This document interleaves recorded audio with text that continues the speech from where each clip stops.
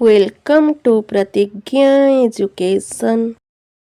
Hello friends, आज मु आपण मानक सहित शेयर करने को जाऊँगी महावीर जयंती उपरे 10 धाड़ीर रचना। तेबे चलंतो डेरी न करी एथर भिडियोटी को आरंभ करिबा। महावीर जयंती जैन धर्मर एक पवित्र पर्व अटे। ए दिन भगवान महावीरଙ୍କ जन्मदिन भावे पालन करा जाए। भगवान महावीर जैन धर्मर 24तम तीर्थंकर थिले। भगवान महावीर जन्म ख्रीष्टपूर्व 599 मसीहारे होइथिला।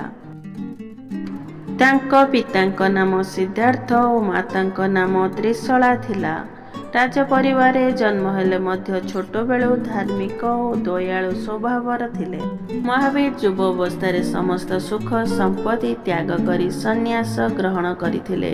से अहिंसा, सत्य, परिग्रह, अस्तेय और ब्रह्मचर्य भली उत्तम गुण शिखाइथिले। समस्त प्राणी प्रति दया और सहानुभूति रखिवा बोली उचित से कहउथिले। महावीर जयंती दिन रे लोक माने तांको स्मरण करती और तांको आदर्श को अनुसरण करने को संकल्प करती। Thanks for watching.